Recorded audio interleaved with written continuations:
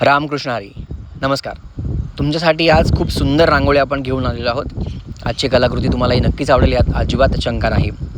कलाकृती करण्याआधी सर्वप्रथम आपण कलर कॉम्बिनेशन जे वापरलेले आहेत त्यातल्या सगळ्यात हायलाईट जे आहे हे तुम्ही आत्ता बघत आहात. या रंगाच्या शेडमुळे ही रांगोळी आजची खूप सुंदर दिसते आहे. सर्वप्रथम आपण हे मार्किंग केले की आपल्याला कुठे रांगोळी काढायची, केवढ्या डिस्टन्समध्ये रांगोळी काढायची आहे आणि गोलाच्या साहाय्याने आपण इथे हा रांगोळीचा राऊंड पूर्ण केलेला आहे. याच्यामध्ये आपण ब्ल्यू कलरचे शेड ॲड केलेले आहेत आणि चाळणी खाली ठेवल्यामुळेच तुमचे रंगसंगत ही खूप उत्तम होते, यात शंका नाही. आणि याबद्दल ऑलरेडी आपण खूप गोष्टी सांगितलेल्या आहेत. तर तुम्हाला या गोष्टी अजून जाणून घ्यायच्या असतील तर तुम्ही या आपल्या ऑनलाईन क्लासेसच्या माध्यमातून सहज शिकू शकता. ऑनलाईन क्लासेस हे प्रत्येक महिन्याच्या 8 तारखेला आपण बेसिकपासून बॅच घेत आहोतच. त्याचबरोबर सेल्फ स्टडीचे क्लासेससुद्धा तुम्ही कधीही जॉईन करू शकता. अगदी मध्यरात्री फीस पे केल्यानंतरसुद्धा तुमचे क्लासेस हे लगेच सुरू होऊ शकतात. रंगसंगत ही उत्तम झाल्यानंतर आपण याच्यामध्ये छोटासा जो आहे वरती आपण टिळा काढलेला आहे आणि हे काढण्यासाठी खरं तर थोडंसं पेशन्स हवेत. रंगसंगती किती तुम्हाला चाळणीमध्ये घेणं अपेक्षित आहे यासुद्धा गोष्टी खूप जास्त महत्त्वाच्या आहेत.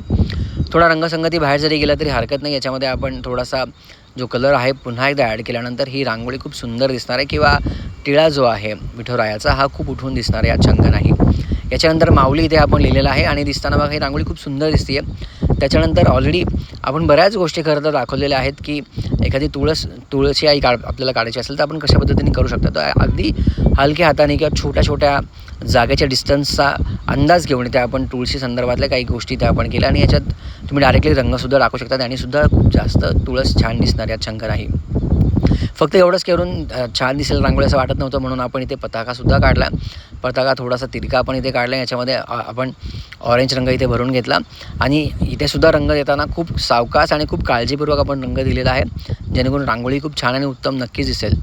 याच्यानंतर पताका झाल्यानंतर याच्या बाहेर आपण थोडंसं पुन्हा एकदा आउटलाईन केलेलं आहे आणि आउटलाईन झाल्यानंतर ही रांगोळी बघा छान दिसते आहे. थोडंसं राऊंड शेप हा मागे पुढे झाला, त्याच्यामध्ये काहीच आपण करू शकत नाही. कधी एखादी गोष्ट झाल्यानंतर त्याच्यावरती परत काम करत बसलो आपण, त्याच्यामध्ये खूप जास्त वेळ जाऊ शकतो. यात बघा आपण रेड कलरचा जो सिक्वेन्स आहे तो इथे आपण घेतला आणि त्याच्यामुळे ही रांगोळी खूप छान दिसते आहे. या पट्टा देताना बऱ्याच वेळा यातले बरेचसे रंग हे असेच वाया जातात, थोडीशी तुम्हाला ती काळजी घ्यावी लागते. रंग बघा आधी सुरुवातीला आपण काळा रंग घेतला, त्याच्यानंतर लाल रंग घेतलेला आहे, त्याच्यानंतर ऑरेंज कलर घेतला, त्याच्यानंतर पिवळा भंडारा किंवा मँगो कलर, त्याच्यानंतर पिवळा रंग घेतलेला आहे आपण. आणि बघा या पद्धतीने आपण फक्त टच केलेला आहे आणि यामुळेच ही रांगोळी खूप सुंदर दिसते आहे.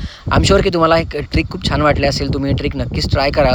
सो ही ट्रिक आवडली असेल तर आपल्याला लगेच कमेंट करून सांगा आणि हो, सगळ्यात महत्त्वाचं फॉलो करायला अजिबात विसरू नका. ही रांगोळी कशी वाटते हे सुद्धा कमेंट करून नक्कीच सांगा.